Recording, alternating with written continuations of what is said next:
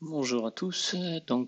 J'ai eu un petit commentaire hier d'une personne qui me demandait le prix de l'installation solaire.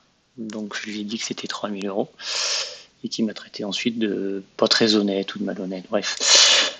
Donc voilà la facture des panneaux solaires. Donc ils sont importés de Chine, étant donné que les panneaux solaires en tube ne sont produits qu'en Chine. Tous les brevets sont là-bas et de toute façon la techno n'est pas disponible ailleurs. En Europe, on fait des panneaux plan. Mais le problème du panneau plan, c'est qu'en hiver, il est quand même moins bon que le tube, d'après tout ce que j'ai pu lire.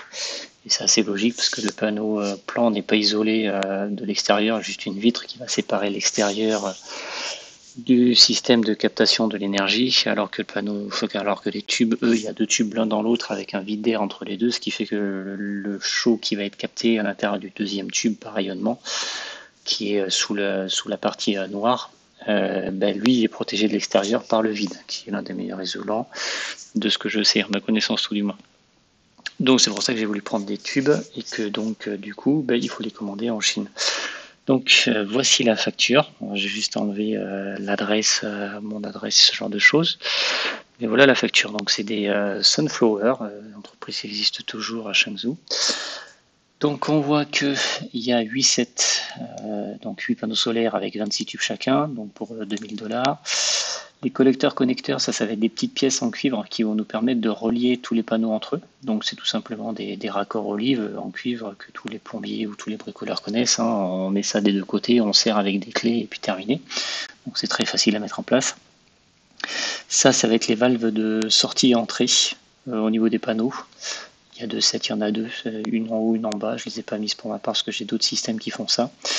Glace tube là, 20 pièces, ça va être les tubes de spare. Généralement, pendant le transport, il y en a qui peuvent se casser ou alors après pour la grêle ou autre. Donc j'en avais commandé 20 de plus. Au final, tout est arrivé sans casse, sans rien. C'était très très bien emballé. Et au lieu d'avoir 20 pièces, il y en avait 25 pour compléter les cartons, 26. Enfin, il y en avait plus pour compléter les cartons, que tous les cartons soient bien pleins et que ça ne puisse pas se tasser ou se déplacer pendant le trajet. Deux caisses en bois, c'est vrai que ça fait cher, 150 € de caisse, mais en fait ils font des caisses aux dimensions des collecteurs et une autre caisse aux dimensions des tubes. Donc on reçoit que deux gros colis qui pèsent une blinde, mais voilà. Inland Coast, ça c'est le frais de transport de l'usine jusqu'au port de Shanghai. Custom déclaration de fee, documentation de fee, ça va être la déclaration au port pour l'envoi. Et ensuite, destination port fee and custom clearance, ça va être la prise en charge du frais de port pour le débarquement du conteneur, pour le stockage du matériel, et on paye au mètre carré dans un port et par nombre de jours où la marchandise va rester là-bas. Et la clearance fee, ça veut dire qu'il y a une société française qui va s'occuper de prendre en compte les taxes ou autres qui seraient appliquées, savoir si c'est bien des panneaux solaires et pas du PV par exemple, à cause des quotas sur les PV qu'il y avait en Chine à l'époque, ce genre de choses.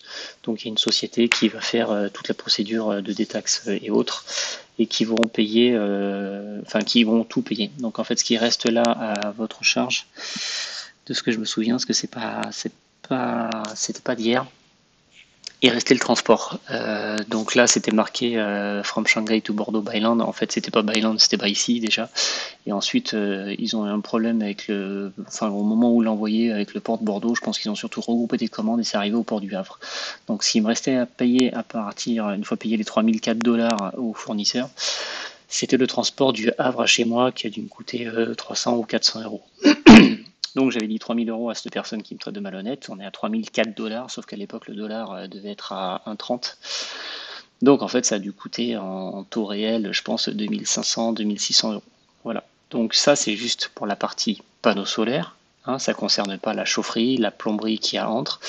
Pour arriver à 3 000 €, on peut très bien mettre les tubes et la petite plomberie qu'il va vous falloir. La petite plomberie, ça va être si vous avez besoin d'un, je sais pas, de thé, d'angle à 90 degrés en 1 pouce pour relier tout ça.